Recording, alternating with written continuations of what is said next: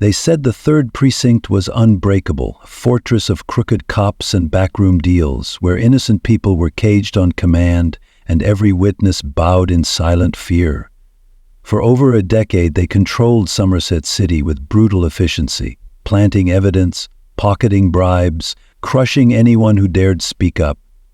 Then they arrested Harriet Davis, 69 years old, just another quiet retiree, right? An easy target to bully, another name to bury in their endless pile of false charges. Instead, they handed Harriet a front-row seat to their ruthless empire.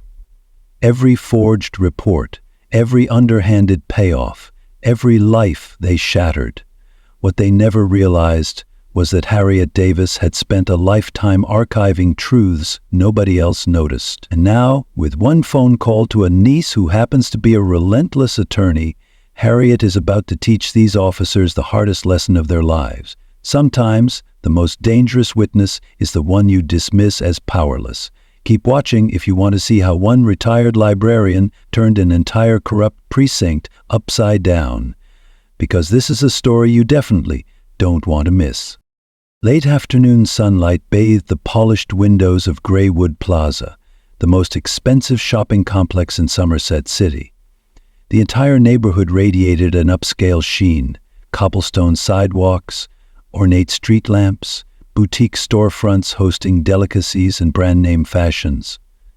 Most of its patrons were wealthier folk who carried themselves like lords of a private domain. Yet today, the plaza's immaculate surface was about to witness a disturbance that would echo through every hallway of the city's corrupt power structures, toppling figures who believed themselves untouchable.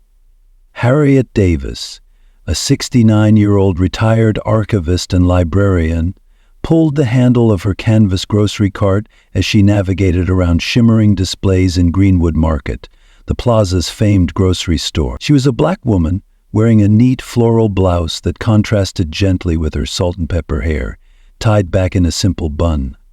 Decades of carefully cataloging books and documents had given her a calm, measured demeanor. Her spine remained straight, her eyes bright behind reading glasses with slender frames. She had come all this way searching for a rare type of tea, a gift for her longtime friend's upcoming birthday. Harriet knew about the stairs. She'd sensed them ever since she stepped off the bus. Summerset City had been her home for over half a century, yet in neighborhoods like this she often felt like an interloper. That quiet sense of being watched was no stranger to her. She'd experienced it through childhood, adolescence, and even during her distinguished career at the city's main library. In Greenwood Market's produce section, Harriet slowed in front of an array of exotic melons. She patted her blouse pocket, checking for her list. The store's bright lights made everything appear sterile, almost artificial. A few shoppers dressed in elegant suits and dresses cast suspicious glances in her direction, as though her worn canvas cart were an offense to their environment. Harriet paid them no mind. She'd come here with a purpose. Find that elusive tea, pick up a few groceries for her neighbor, then return home to her comfortable apartment. She was used to the city's changes, used to her own invisibility among the privileged. Still, old as she was, Harriet maintained that unwavering sense of dignity that had once made her such a respected presence in the library. That sense of absolute calm, even when storms brewed. A pair of uniformed officers stood near the store's entrance. One was tall and powerfully built, sporting slick-back brown hair and cold eyes. His name tag read Officer Greg Barton. Next to him stood his partner, a shorter, younger officer with a fresh face, Officer David Zhu. They were members of the aptly named Third Precinct, a precinct rumored to operate with an iron fist in the wealthier side of Summerset City, where being an outsider might make you a target. Harriet, of course, was unaware that these two had developed a pattern of harassing anyone who didn't seem to belong. She only saw them peripherally, barely acknowledging the mild tension that radiated off them as she continued her grocery search. Barton zeroed in on Harriet. "Look at that older woman," he said in a low voice. "She's been lingering in produce for nearly 20 minutes. Keep your eyes open. Might be a shoplifter or something else. You know how it is." Stu, wanting to impress his older partner, nodded. "Sure. Want to approach her?" "In a minute. Barton replied, stepping away from the store entrance. His voice had an edge, as though he thrived on confrontation. Meanwhile, Harriet had finally located the special blend of oolong tea she'd come for. It was tucked into the end of an aisle near an elegant display of premium coffees. Harriet clasped her hands in satisfaction and lifted the box to read the label. Despite her joy, she sensed movement behind her. She turned to see Barton and Ju approaching at a measured pace, wearing that brand of official seriousness that felt more menacing than protective. "Ma'am," Officer Barton began, voice steeped in forced courtesy, "we've received complaints about suspicious behavior. Could we see your ID?" Harriet's eyebrows rose gently. "Complaints? I'm only buying tea and a few groceries." Yu stepped forward, trying to insert authority into his tone. "The manager signaled us you've been wandering around for quite a while, not really purchasing anything. Some folks felt uncomfortable." Harriet might have been intimidated were she not so accustomed to dealing with bullies. She'd seen enough during her youth, from petty thieves on the street to people abusing library policies in cunning ways. More than that, Harriet had spent decades carefully tracking documents in the city's library archives. She recognized intimidation tactics. So she met their gazes calmly, voice steady but cool. "Is browsing groceries a crime, officers? I've been here less than half an hour. My list is right here." She patted her blouse pocket again. Barton's expression hardened. A store manager in a crisp shirt and a forced smile hovered a few feet behind them. His name tag read Arturo Rhodes, and his anxious eyes flitted between Harriet and the officers. I merely mentioned to the officers that she'd been picking up items, then putting them back. I never said she committed a crime." But Barton bulldozed the manager's half-hearted disclaimers. "We need to see ID, ma'am." He extended a thick hand. Harriet had always believed in cooperating with lawful requests, but something in Barton's face gave her pause. It was a look that said, "I'll create trouble for you whether or not you comply." Slowly, she slid her ID out of her purse, handing it over while maintaining unwavering eye contact. Barton studied it for a second, lip curling slightly. "Harriet Davis, 69, lives in West Summerset near the River District, huh?" He handed it to Ju. Harriet forced a polite nod. "Yes, officer. I'm retired from the city library. I came here for tea. If I'm making anyone uncomfortable, I can pay and leave." "Not so fast. We need to verify you're not engaging in suspicious activity," Barton said. Then, with a suddenness that startled Harriet, he gripped her wrist. His fingers dug into her flesh with bruising force. "Wah!" Harriet staggered back. "You're hurting me." "Stop resisting," Barton barked, twisting her arm enough to send pins and needles down her shoulder. Over near a fruit display, half a dozen shoppers froze, their eyes skittered away like they wanted no part in this confrontation. "I'm not resisting," Harriet exclaimed, breath catching at the painful angle of her arm. She tried to remain composed, but the shock of it coursed through her. She'd never been handled so roughly in her life. Ju hurriedly pulled out a pair of handcuffs, confusion plain on his face but overshadowed by his drive to mimic Barton's aggression. Harriet's eyes glistened with humiliation as the steel encircled her wrists tight. "Officers, please," she began, voice trembling. Barton turned to the manager. "Where's your security camera feed? Let's see if she pocketed anything." Without waiting for an answer, he yanked Harriet forward, ignoring her attempts to keep her balance. A shopper across the aisle quietly raised her phone to record. She was a woman in her 40s wearing a simple black coat, and Harriet could see the phone lens capturing every moment. Harriet felt a flicker of relief. Maybe there'd be a record of what was happening. Then Barton noticed the phone, stormed over to the woman and snatched it from her hand. "Ma'am, you can either delete that video or step out of this store in cuffs." The woman opened her mouth as though about to protest, but fear got the better of her. She tapped the phone screen, face twisting with dread as she hit delete. Barton tossed the phone back at her, sneering. "All right," he growled, turning back to Harriet. "We'll bring Ms. Davis in for questioning. Let's go." He and Ju marched her toward the exit. A hush fell over the produce aisle. It was that stomach-turning silence that arises when a crowd witnesses injustice, but chooses self-preservation over intervention. The golden sunlight outside, so warm and gentle, contrasted harshly with Harriet's trembling as the officers pushed her into their patrol car. Her wrists throbbed against the tight cuffs. She tried to remind herself to stay calm and observe everything. She'd spent her entire career dealing with records and evidence. If they insisted on arresting her, she would watch, remember, gather her own mental logs. That was Harriet's secret weapon, a meticulous mind trained to note details others missed. She had no idea how far the corruption might go, nor how big the players behind these officers truly were, but she suspected this had just opened the door to something far uglier. Barton drove in circles for the next 40 minutes, taking roundabout detours down side streets Harriet never knew existed. She tried to mentally map the route, counting lefts and rights, identifying landmarks. She noticed that each time she asked a question, they told her curtly to be quiet. Je, behind the wheel now, was following Barton's instructions to disorient her. Harriet recognized the tactic from reading civil rights cases in the library's archive. This was not how standard arrests were handled. When they finally arrived at the Third Precinct station, dusk had set in. Harriet stared through the barred window in the back seat. The building looked deceptively clean and modern, with tall pillars at the entrance. Barton pulled Harriet out of the car and led her inside, ignoring her flinch when the station's fluorescent lights stabbed her eyes after the dimness of the ride. Inside, Harriet was deposited on a metal bench in the booking area. The place felt worn, with scuffed linoleum floors and the smell of burnt coffee hanging in the air. A battered sign read, "Welcome to the Third Precinct," though nothing about it felt welcoming.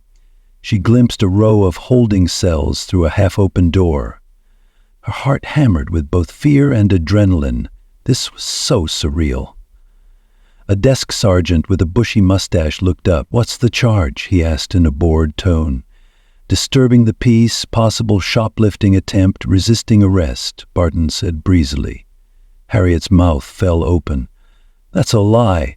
I didn't resist at all. I had no stolen items. Check my bag, check everything." Zoo kept his expression neutral, though Harriet saw uncertainty flicker in his eyes. The desk sergeant shrugged. "All right, let's get her prints, mugshot, the usual. Then into a cell until we can get a statement." Trepidation twisted Harriet's stomach. She was processed with cold efficiency. Her fingerprints pressed so hard that her fingertips stung. A mugshot snapped under glaring overhead lights, and an inventory of her personal items, her wallet, phone, small purse, placed into a plastic bin. Harriet noted each step silently, refusing to yield her composure. If she ended up needing to testify about this experience later, she would recall every detail. "What about my phone call?" she asked after they finished booking her. The sergeant flicked a dismissive glance. "We'll see if we can arrange that tomorrow. We're short-staffed tonight. Enjoy your stay, Ms. Davis." Barton smirked as he and Zhu led Harriet down a dim corridor to a holding cell with only a narrow bench and a toilet in plain sight. They uncuffed her just long enough to shove her inside, the metal door clanging shut behind her. Footsteps retreated, leaving Harriet alone in the stale darkness. She sank onto the bench, rubbing her chafed wrists. A swirl of emotions overcame her: anger, humiliation, a stab of fear. But Harriet's rational mind quickly rose above the panic. Her entire adult life had been about fighting for clarity and knowledge, be it archiving old manuscripts or ensuring that library patrons had access to facts. Corruption, if that was indeed what she was facing, thrived on fear and ignorance. She resolved not to give them that satisfaction. Night settled. Harriet heard laughter echoing from a distant hallway, footsteps, the occasional jangle of keys. She tried to rest, but every time her eyes shut, a fresh wave of outrage at the injustice kept them open. She recounted each event, repeating the sequence in her mind, solidifying every detail. That unwavering sense of responsibility welled up in her. If something this blatantly unlawful could be done to her, how many others had been victimized? At around 3 a.m., Harriet drifted into a fitful doze, her mind on high alert, half expecting the door to crash open at any moment. Unbeknownst to her, that very night, One phone call was taking place on the other side of the city, a call that would set an unstoppable chain of events into motion, toppling a fortress of corruption built upon countless injustices. Morning arrived with an obnoxious hum of fluorescent lights overhead. Harriet blinked awake, stiff from the uncomfortable bench. She pressed a hand to her lower back, wincing. Despite the poor sleep, her mind felt oddly sharp. She wanted that phone call. She had a niece, Natalia Way, who worked as a high-level attorney with close ties to the district attorney's office. Harriet also had connections in the community, old colleagues, friends who might help. But first, she needed to get out of this cage. The clang of metal alerted her that someone was approaching. The door creaked open to reveal Officer Barton, accompanied by a towering figure with broad shoulders, slick silver hair, and an austere countenance. His neatly pressed uniform bore the nameplate Captain Robert Miller. The captain's presence radiated authority, but Harriet immediately sensed something unsettling behind those eyes. This was not an officer of the law who cherished fairness, but a man well accustomed to bending rules to serve his own ends. "Miss Davis," the captain began, glancing down at her booking sheet as though forced to address a nuisance. "We have reason to believe you may be involved in a broader pattern of shoplifting incidents in Somerset's upscale neighborhoods. We'll be holding you for further questioning." Harriet rose, ignoring the pang in her back. "I demand the right to make a phone call. This is unlawful detention. I was never read my rights. There's no evidence I shoplifted anything." Captain Miller's lips compressed. He snapped his fingers, and Barton produced a piece of paper, some sort of typed statement. "Here's the store manager's account. You refused to present your ID, attempted to flee, and caused a disturbance. The manager claimed you had unpaid goods in your possession, which you supposedly discarded before you could be searched." Harriet felt fury surge up. This was brazen fabrication. A part of her recognized how carefully they'd orchestrated a scenario that might justify indefinite detention, or at least discredit her word. "This is a lie," she said, voice taut with controlled anger. Barton smirked. "We'll see what the judge says when the time comes." Captain Miller squared his shoulders. "As it stands, you'll remain here until the prosecutor reviews the case, and that might take a day or two given the backlog." Harriet opened her mouth to protest, but the men were already turning away, leaving her in that cell with the door clanging shut once more. Harriet's frustration mounted. The city's legal system often churned slowly for the powerless. She suspected this was exactly how these men wanted it. Yet Harriet had no intention of waiting passively.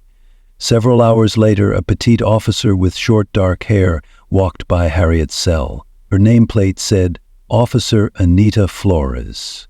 She glanced at Harriet's expression, tired, upset, but still proud, and paused. In that brief moment of eye contact, Harriet sensed a glimmer of sympathy.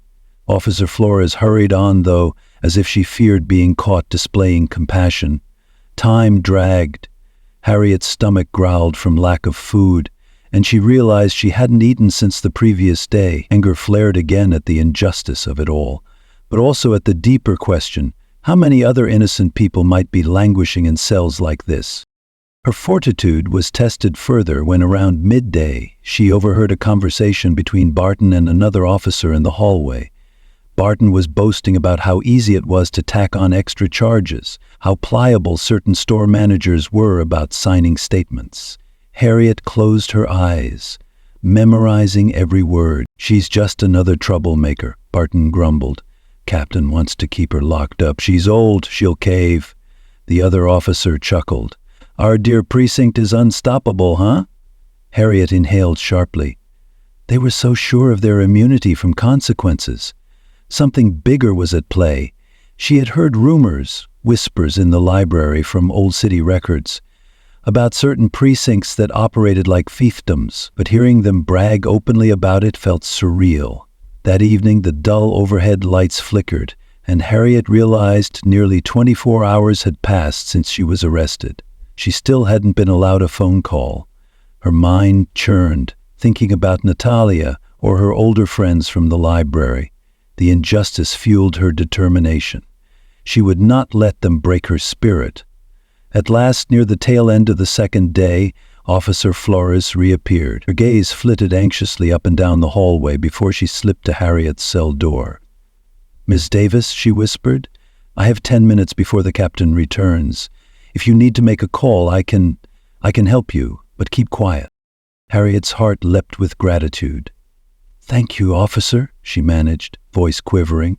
Flores quickly unlocked the cell, leading Harriet into a nearby side room that appeared to be a supply closet repurposed for breaks. It had a phone on a small table. Harriet's fingers shook slightly with relief as she dialed her niece's number. "Hello?" Natalia's voice came through with a bright clarity that made tears threaten Harriet's eyes. "Tali, it's Aunt Harriet. I'm at the Third Precinct station. They arrested me over some false charges." "What?" Natalia's outrage blazed across the line. "Aunt Harriet, are you okay? Have they let you out on bail?" Harriet glanced at Flores, who stood guard near the door. "No bail. They won't let me see a judge. Tali, it's bigger than me, I think. The officers are forging evidence. They brag about it. They mention the captain's name, Captain Miller. He's orchestrating everything. I'm certain they do this regularly." Natalia's tone hardened with a lawyer's precision. "I'll call an emergency hearing. This is a blatant violation of your rights, and if they're forging evidence, I'll get the district attorney involved. Stay strong." "Thank you, dear," Harriet whispered. "Be careful. I suspect they're not above intimidation. There's a sense they operate with impunity." Officer Flores tapped Harriet's shoulder, signaling time was up. Harriet breathed her thanks again, passing the phone back. Natalia's voice echoed, "Hang in there, I'm coming." Flores escorted Harriet back to her cell. Harriet quietly said, "Why are you helping me?" The young officer looked conflicted. "Because I have parents too," she whispered, "and I didn't sign up to become a bully, but please, keep my involvement quiet." Harriet nodded solemnly. "I understand." As the cell door closed behind Harriet, she felt renewed hope. Natalia would waste no time. Harriet sat on the bench, tension coiled in her gut. If these people had reason to fear her contacting an attorney, they might accelerate whatever scheme they had for burying her case. But at least Harriet had taken the first step in shining a light on their wrongdoing. She had no idea that Natalia's call to the DA's office would spark a flurry of frantic phone calls at the highest levels of Summerset City's power structure. The chain of command that Harriet threatened to unravel included not just a rogue precinct, but high-ranking officials, maybe even a judge. For Harriet, it was still a mystery how far the corruption extended. Yet her unwavering will, supported by that single phone call, would prove enough to topple a fortress that had terrorized unsuspecting residents for years. While Harriet waited, the administrative wings of Somerset's justice system began to hum with nervous energy. Natalia Way was known for her diligence, her fierce advocacy for civil rights. In her late 30s, she had risen quickly in the legal world, building a reputation for refusing shady deals and refusing to let corruption slide. The news that her beloved aunt was rotting in a cell on trumped-up charges unleashed a fury that took even some of her colleagues by surprise. Natalia's first move was to request an immediate hearing before Judge Penny Rowe, a relatively new judge who had earned respect for her honest approach. Rowe agreed to see them first thing in the morning. At the same time, Natalia quietly reached out to a few people in the DA's office, individuals who had suspected wrongdoing at the Third Precinct, but never had enough evidence or a strong enough case to act. Now, Harriet's arrest might provide that spark. Meanwhile, inside the Third Precinct, Captain Miller prowled the hallways. He recognized a potential threat once Harriet Davis made contact with an attorney. He summoned Barton and Dew into his office. The blinds were drawn, shutting out the twilight sky. Miller's voice dropped low as he addressed them. "This can't blow up," he said, jaw tight. "We have our arrangement with the upper brass, but if we push too far, we might draw too much scrutiny from folks outside. We're not losing everything because you decided to harass some old lady," Barton bristled. "She looked suspicious." Miller's glare could have pierced concrete. "You'd better handle this. I'll see if the judge we have on payroll can expedite some paperwork, maybe keep her behind bars longer. If that doesn't work, we'll plant something more serious on her. narcotics, unregistered firearm, whatever it takes. Shu shifted uneasily, clearly uncomfortable with the captain's words. Sir, about forging evidence, that could blow up in our faces. Miller shot him a withering look. Let me handle the big picture, you two just follow orders, understand? Barton and Shu exchanged glances. Yes, sir, they said, though Shu's tone lacked conviction.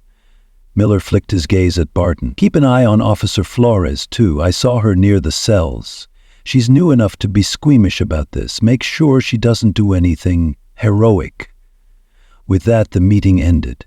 Barton emerged from the captain's office, fists clenched, eager to prove his loyalty. Shu, however, felt the first stirrings of regret in his gut. All the while, Harriet was beginning to see how arrogance oozed from these precinct corridors.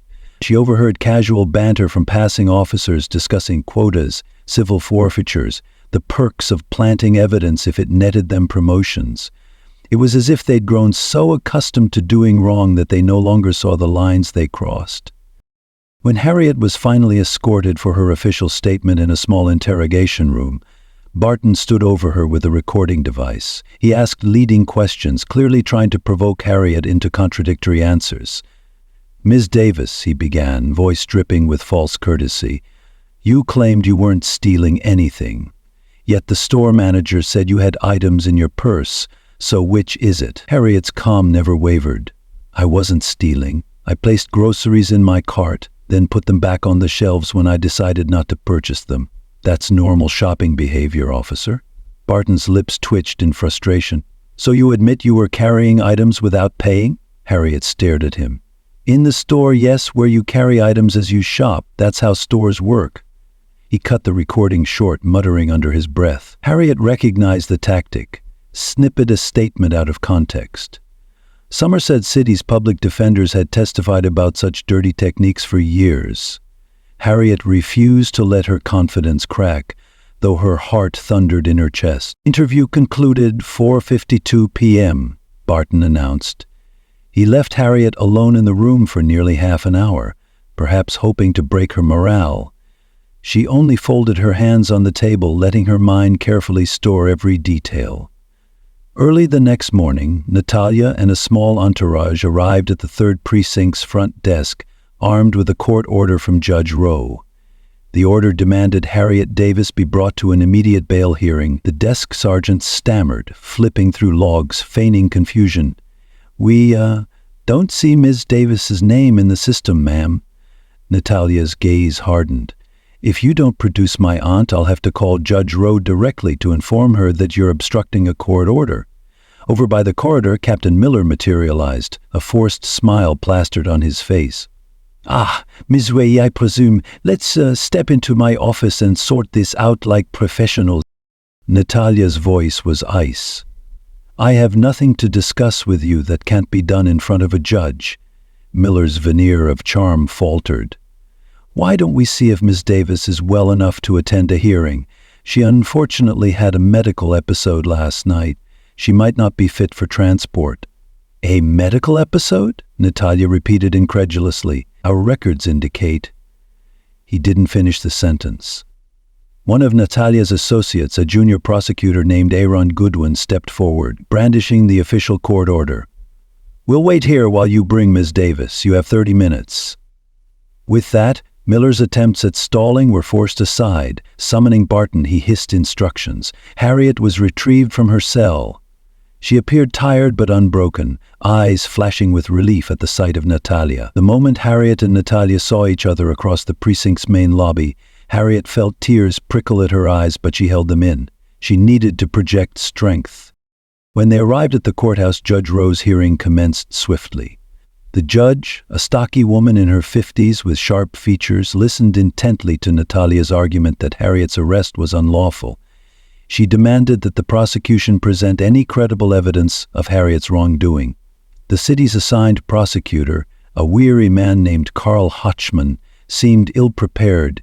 He stumbled through statements about Harriet's suspiciously pushing around a grocery cart and placing items into her purse. One glance at Harriet's small, older, trembling from lack of rest, and Judge Rowe's face revealed skepticism. "Is there any video footage?" Judge Rowe asked. The store cameras had a malfunction, Your Honor," Hotchman mumbled.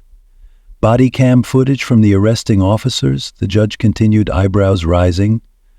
The prosecutor glanced toward Captain Miller, who sat on a side bench. Miller's expression was stony.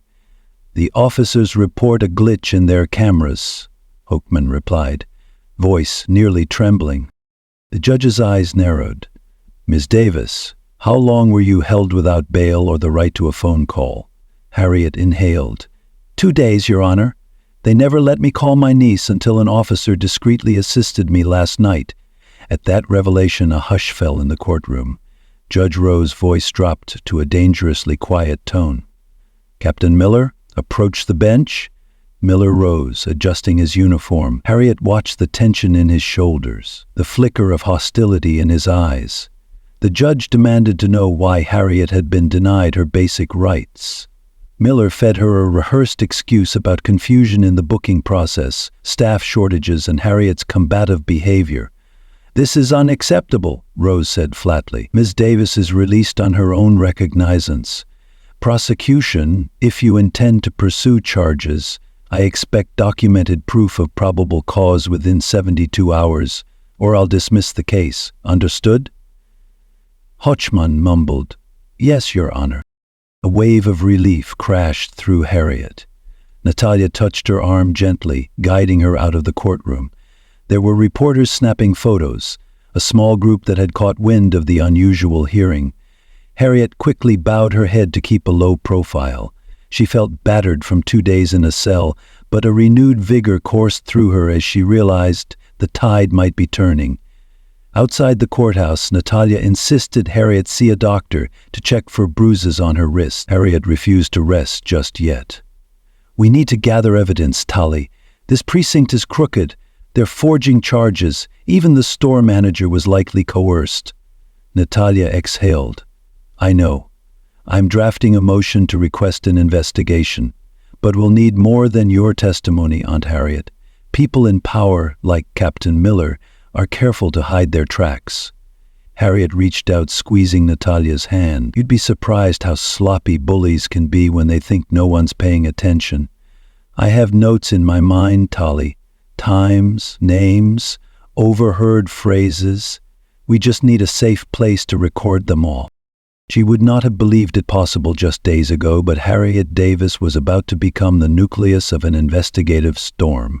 With Natalia at her side and the moral support of certain honest officers like Anita Flores, Harriet intended to systematically expose every lie, every falsified document, every bribe that kept the Third Precinct's corrupt machine churning.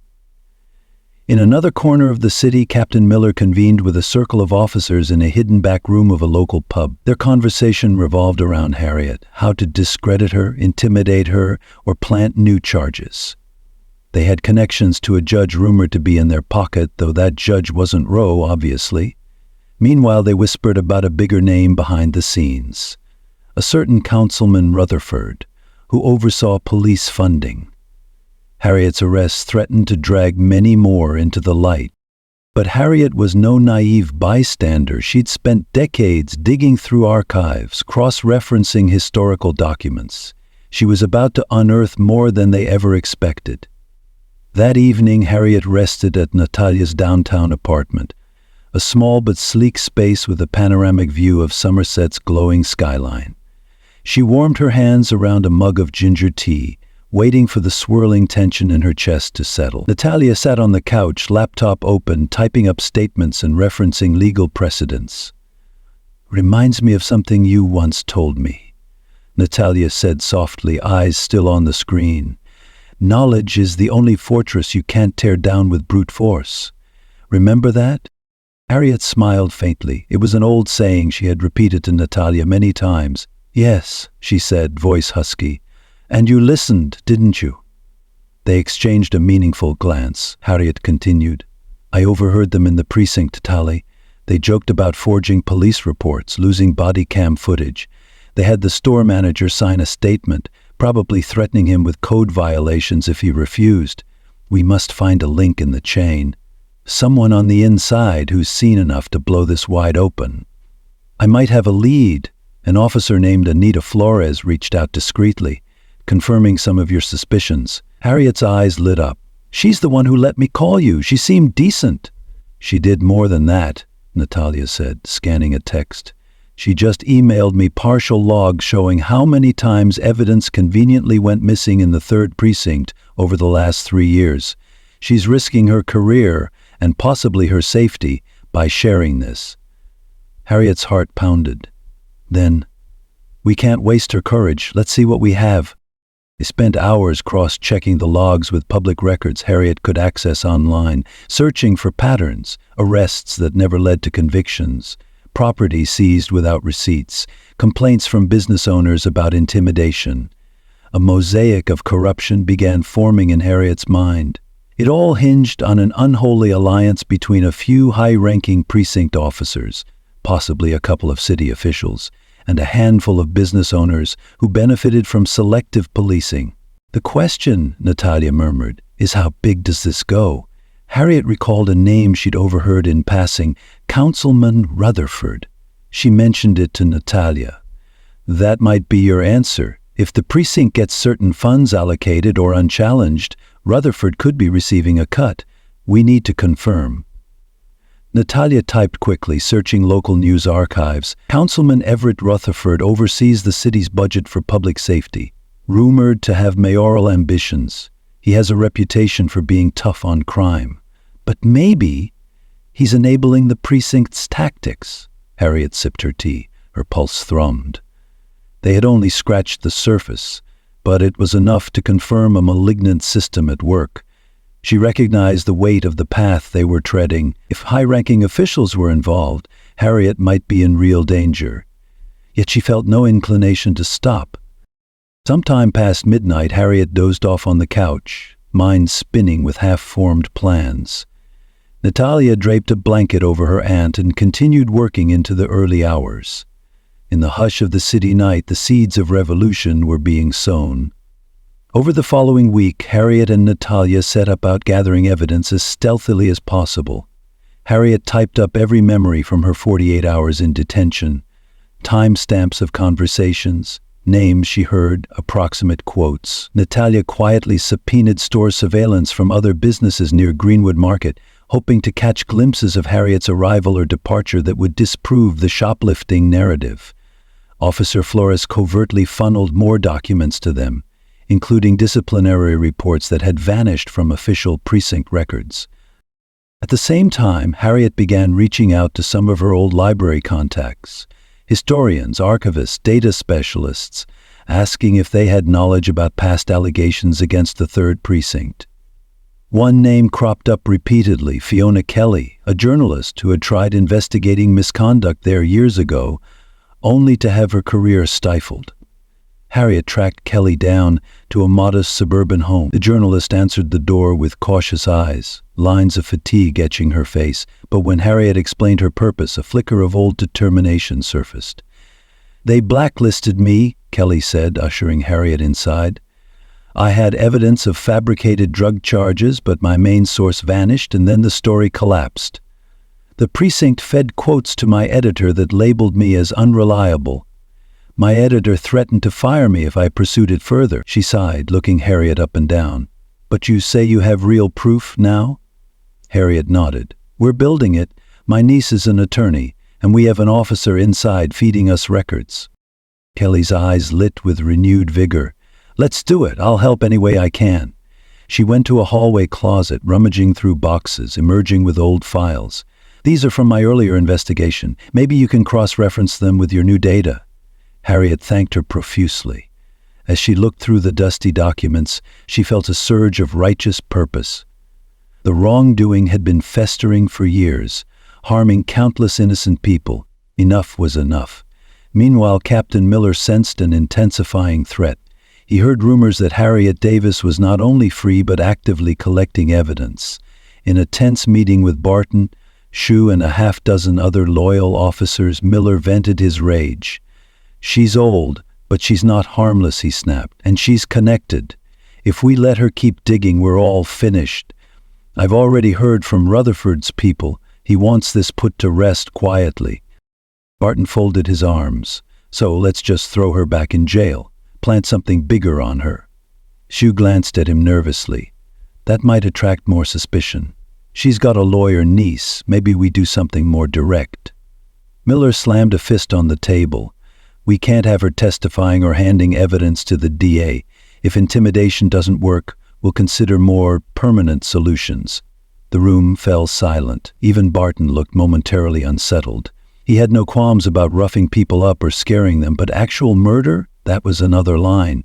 Still, if their entire racket was at risk, who knew how far they might go? Across town, Harriet was stepping into the Summerset DA's office for a discreet meeting. Natalia had arranged it with a deputy DA named Leon Bowers, known for his integrity. Harriet arrived carrying a battered briefcase stuffed with printouts and USB drives. She felt a swirl of apprehension. If the precinct caught wind of this meeting, they might escalate their threats. Bowers greeted Harriet with a respectful handshake. He was a tall, stern-faced man with a trace of warmth in his eyes. Natalia guided Harriet to a seat, then they laid out the trove of evidence. The deputy DA flipped through the documents, his expression darkening. "This is substantial," he murmured. Logs of suspicious deletions, repeated camera malfunctions, coerced store managers, forced confessions. It could mean RICO charges if the corruption is that widespread. But we'll need verifiable chain of custody for each piece. Harriet nodded, steeling herself. "I can attest to the authenticity of the log data, and Officer Flores is willing to give a statement, anonymously if possible, until we can ensure her safety. We also have cross-referenced city funding records that link certain seized assets to hush money accounts." Bowers raised his eyebrows. "This goes far beyond a local precinct. It might involve city council corruption. If so, we'll need to coordinate with state or federal authorities." He locked eyes with Harriet. "Mrs. Davis, are you prepared for how dangerous this could get?" A flicker of fear passed through Harriet's heart, but she recalled the suffocating injustice of being shoved into a cell innocent. She recalled how Barton nearly broke her wrist. She recalled the frightened expression on that store manager's face, pressured into lying.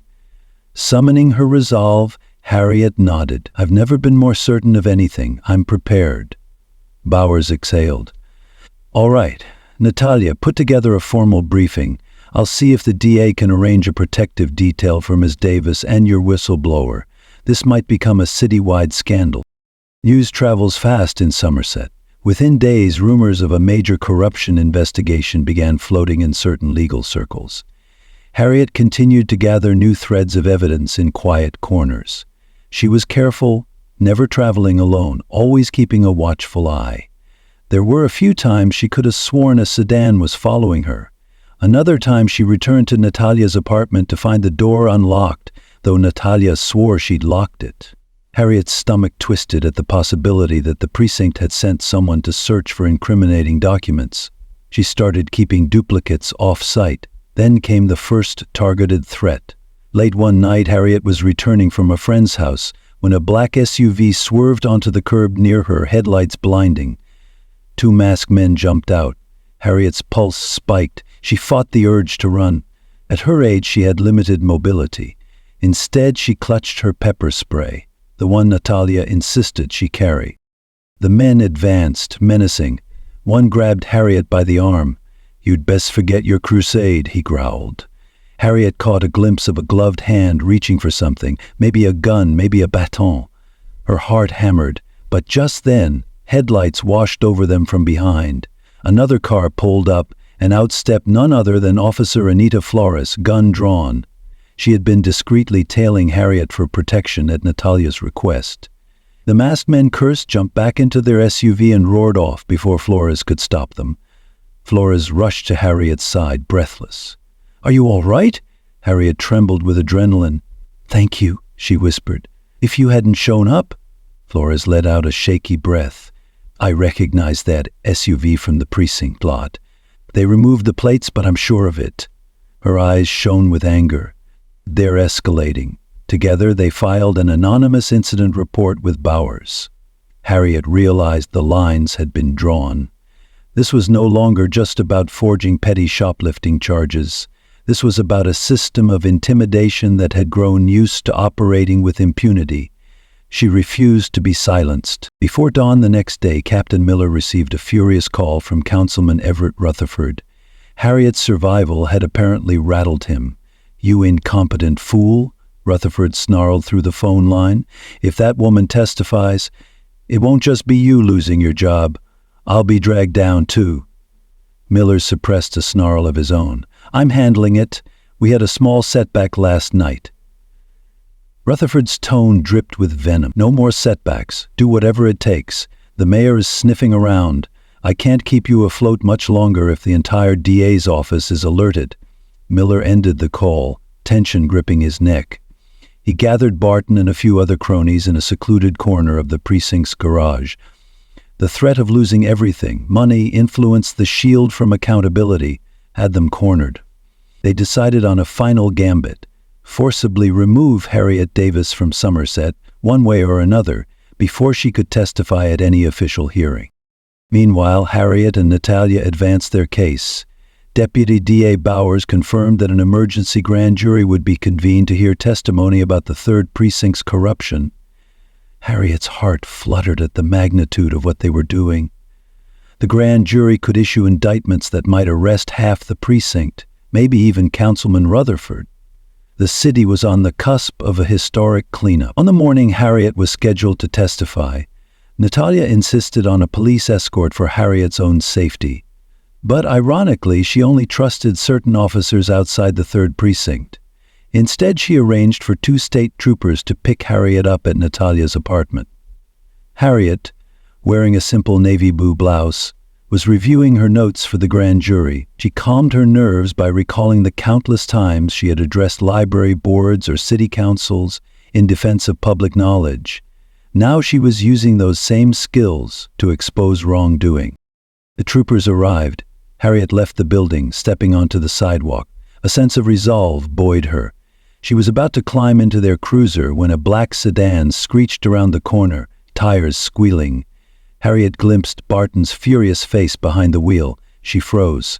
One of the state troopers yelled, "Ma'am, get down!" Barton and a partner in the passenger's seat each wielded firearms. Shots rang out, pinging off the trooper's cruiser. Harriet dove to the ground, heart pounding. The troopers returned fire and the sedan veered off. Harriet heard the engine roar as it sped away, leaving behind black tire marks and shattered glass. Miraculously, Harriet was unharmed. Shaken, the troopers helped her back to her feet, eyes wide with horror. "We've got to move, ma'am, now!" Still trembling, Harriet nodded, climbing into the cruiser. As they sped away from the scene, Harriet's terror shifted into a fiery conviction. If the precinct was willing to shoot at state troopers in broad daylight, it meant they were desperate. Harriet would not be cowed. She would stand before that grand jury and speak every truth they had tried so hard to bury. The courthouse was on high alert. News of the shooting attempt spread quickly, outraging not just Harriet's allies, but also by-the-book cops, who despised the idea of a precinct turning into a criminal gang. Natalia and Deputy DA Bowers met Harriet at a secure entrance. Harriet's hands still shook from the adrenaline, but one look at the determination on Natalia's face reminded her that they had come too far to back down. Inside a private hearing room, the grand jury had convened. Its members included ordinary citizens, each sworn to secrecy during the process. Harriet took the stand, raising her right hand to swear she would tell the truth. Then she told them everything: her unlawful detention, the overheard boasts of forging evidence, the intimidation of store managers, the suspicious breakdown of body cam footage. She presented logs Officer Flores had provided, showing a pattern of malfunctions that aligned suspiciously with key arrests. She recounted the explicit threats, the shooting that very morning. At times her voice cracked with emotion, especially when describing how helpless she felt in that cell. But Harriet's words were precise, and her memory near photographic.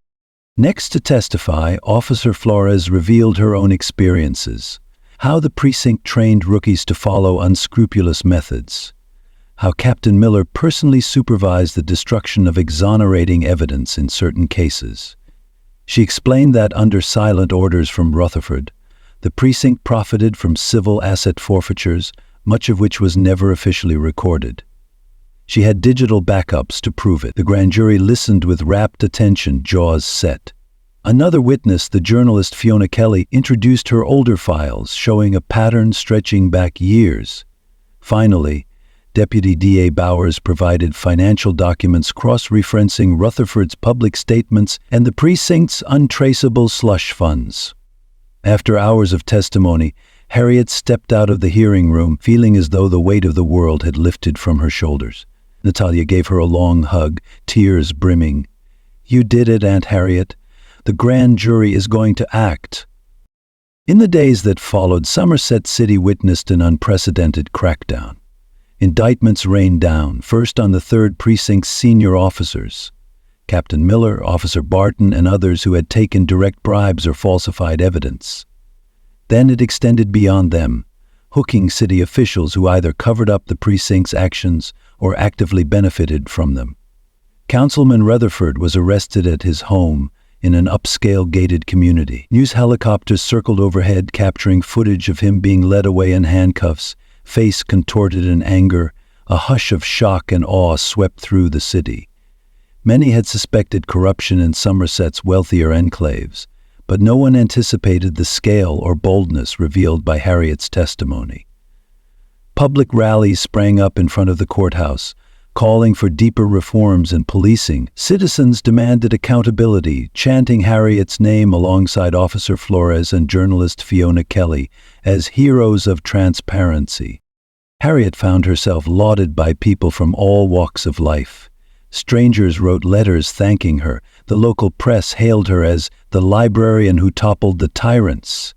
She accepted each gesture with humility, reminding everyone that she was just one person doing what needed to be done.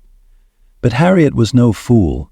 She knew true reform would take more than a few arrests. The system from top to bottom required an overhaul. And so, in the weeks after the grand jury's indictments, Harriet tirelessly attended city council meetings, under heavy security, of course, pushing for new checks and balances, mandatory external oversight for precincts, independent reviews of civil asset forfeitures, and stronger whistleblower protections. She used her archival expertise to propose a transparent record-keeping system for police evidence. The day Captain Miller's trial began, Harriet walked into the courthouse with Natalia on one arm and Officer Flores on the other. The media thronged the entrance, snapping photos. Harriet faced them with serene dignity, stepping inside. She watched Miller sitting at the defense table, his once confident posture reduced to a slouch. Tension lined his face. When Harriet was called to the stand, she looked him in the eye as she recounted the abuses she'd witnessed. The cross-examination by Miller's attorney was fierce, but Harriet's unwavering clarity, combined with the mountain of corroborating evidence, demolished the defense. In the end, the jury found Miller guilty on multiple felony counts, including conspiracy, assault under color of authority, and evidence tampering. Barton and others received similarly devastating verdicts. Councilman Rutherford, following a separate trial that unveiled money laundering on a grand scale, faced a lengthy prison sentence. That once untouchable fortress of corruption crumbled, piece by piece, thanks largely to Harriet's careful documentation and an unbreakable moral spine. For Harriet, the final triumph came not in seeing these men locked up, though that was satisfying, but in witnessing the city begin the slow, painstaking process of rebuilding trust with its citizens. The Third Precinct was reorganized top to bottom, with new leadership and an unrelenting push for honest policing. Some officers resigned or took early retirement, unwilling to adapt to higher scrutiny. Others, including Flores, stayed on, determined to prove that law enforcement could serve the public good. A few months later, Harriet found herself standing at a small ceremony in front of the newly renamed Community Resource Precinct. The mayor, who'd escaped scandal but had learned a harsh lesson about ignoring red flags, recognized Harriet, Officer Flores, Fiona Kelly, and Natalia for their roles in ushering in a new era of reform. Harriet, wearing a simple floral dress, bowed her head modestly as the crowd cheered. When Harriet stepped to the microphone, she paused, surveying the transformed precinct building. The memory of her horrifying arrest still stung, but seeing these changes filled her heart with a quiet gratitude. She cleared her throat, voice carrying gentle authority. Many of you know my story. I was just someone shopping for tea. But injustice doesn't ask who you are or how peaceful your life is. It can strike anyone, and when it does, it's our duty to stand up. As an old saying goes, the only thing necessary for the triumph of evil is for good people to do nothing. The crowd fell silent, absorbing the significance of her words. Harriet continued, "When you see wrongdoing, do not turn away. Sometimes speaking the truth and gathering evidence is all it takes to tumble a fortress built on lies. And yes, it can be dangerous, it can be frightening, but the arc of justice is worth that risk. Today isn't just about punishing the guilty, it's about rebuilding what was broken. We can create systems that serve us all with compassion and fairness." She smiled at the sea of faces. Many were older folks, quietly dabbing at tears, resonating with her message. She closed with a final note. "In libraries, we always taught that knowledge is power, but knowledge means nothing if we don't act on it. I hope you'll all act whenever you encounter wrongdoing. Summerset can't change unless we, the people, demand it." Applause erupted. Flashbulbs snapped photos of Harriet, standing tall with a humble smile, an icon of perseverance. Later, as the ceremony wound down, Harriet noticed a cluster of younger activists forming around Natalia, discussing what further reforms the city needed. It warmed Harriet's heart to see a new generation stepping up, galvanized by this victory. Eventually, Harriet drifted away from the crowd, letting the bright sunshine wash over her. She thought about how her life had changed since that day in Greenwood Market. She thought about the store manager she used to resent for signing a false statement. He'd recently written her a heartfelt letter of apology, explaining how the precinct had blackmailed him. Harriet realized that many individuals had been trapped in the precinct's web, too afraid to speak. She found room in her heart to forgive him. In the weeks that followed, Harriet was often approached by community leaders from other neighborhoods, asking for advice or insight on exposing local corruption. She shared her story, her methods, stressing the importance of thorough documentation and alliances with trustworthy insiders. "Never let them isolate you," she'd say. "Corruption thrives in the dark, so shine a light wherever you can." Finally, after a flurry of interviews, legal battles, and speeches, Harriet had a moment to herself in her cozy apartment. She set a cup of jasmine tea on the small table by her favorite armchair. As she settled into the cushions, a gentle breeze drifted through the open window. Summerset City's skyline glinted in the afternoon sun, and Harriet let her thoughts wander. She still felt that underlying concern. Each victory had to be maintained. Corruption, like a stubborn weed, could crop up again if left unattended. But Harriet also felt an abiding sense of optimism. She'd witnessed how unstoppable ordinary people could be when fueled by truth and guided by moral courage. She'd seen how one voice could unite many, how a silent majority could become a chorus demanding change. She'd been threatened, bullied, and nearly killed, yet she'd refused to be silenced. A small smile curved her lips. She sipped her tea, replaying a favorite reminder in her mind. A small beam of light can pierce the darkest night. And Harriet Davis knew that her life's new purpose was to help others become those beams of light. Whether in Summerset or anywhere else wrongdoing took root. In the months that ensued, Harriet quietly continued assisting investigations, offering her skills in record-keeping and analysis. She refused the city council's offer to run for office, politely stating she was content being the watchful librarian who sees more than people realize. Summerset's local papers occasionally ran updates on the reformed Third Precinct, noting reductions in misconduct complaints, new community outreach programs, and the slow but steady restoration of public trust. Officer Flores took on a leading role in training new recruits. Fiona Kelly's career enjoyed a revival as she published an award-winning exposé on the entire scandal.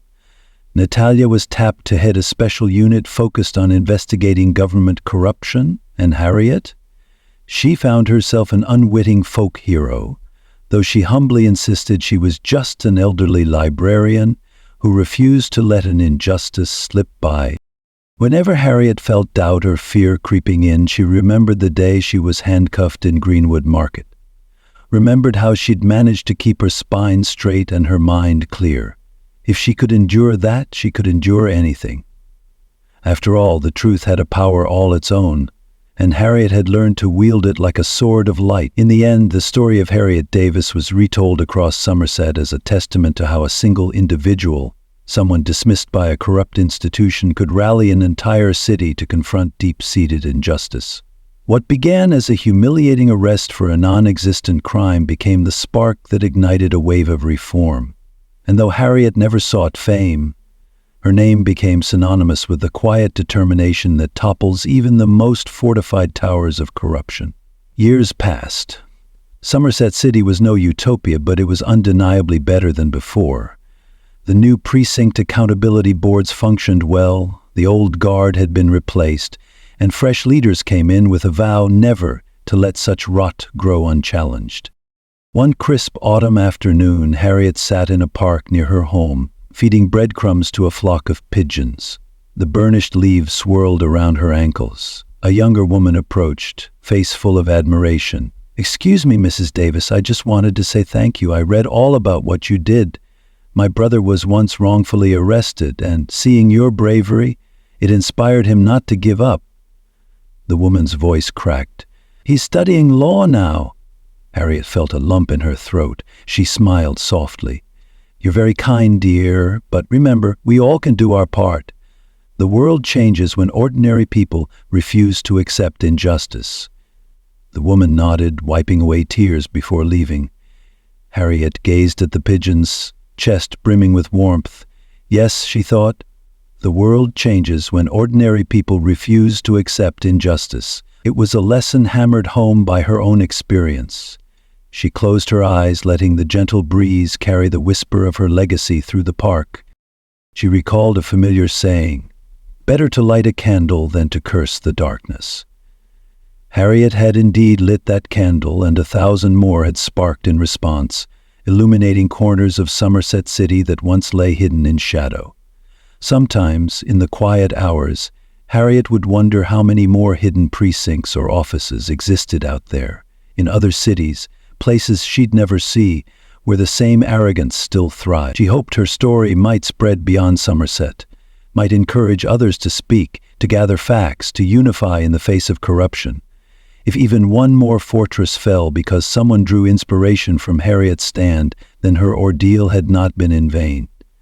And so, dear reader, if you find yourself in a moment of doubt, if you witness wrongdoing and feel powerless, remember Harriet Davis's example. She had no title, no particular authority, just a sharp mind, a moral compass, and the courage to endure intimidation for the sake of truth. She reminds us that standing up for justice often begins with a single voice. Like Harriet, you might discover that the most dangerous witness is the one you never expected, someone unassuming, overlooked, maybe older or quieter, yet holding the unwavering resolve to document every misdeed. Because once truth sees the light, no fortress built on lies can withstand it. And as a final reflection, Harriet would offer these timeless lessons, gleaned from her journey. Power abused will always fear the light of truth. Even the mightiest fortress of corruption can topple if just one person shines a bright enough lamp. Courage can be found in unlikely places. Age, status, background, none of these limit your capacity to stand against injustice. No one fights alone. Allies appear where decency still lives. Honest officers, principled lawyers, dedicated journalists, and ordinary citizens who choose to speak up. The fight is never truly over. Victory in one precinct or one city is only the beginning. Corruption, like a weed, has many roots. Never doubt the power of your own voice. Whether you're 19 or 90, your insistence on truth can become the pivot on which an entire system turns. So keep that flame alight. Share Harriet Davis's story with neighbors, friends, and loved ones. Anyone who could use a reminder that hope often arrives in the shape of a small, steadfast figure refusing to be cowed by intimidation. After all, It is better to light one candle than to curse the darkness. And Harriet's candle blazed brightly enough to set Summerset on a new path. If you believe more people should hear such stories, if you believe in the power of truth and the courage it takes to bring it forth, then pass this on. Let's keep shining a light on injustices, wherever they lurk. By doing so, we honor Harriet's quiet heroism and remind the world, no matter how strong the fortress, no matter how ingrained the corruption, the truth in the hands of determined citizens can and will prevail.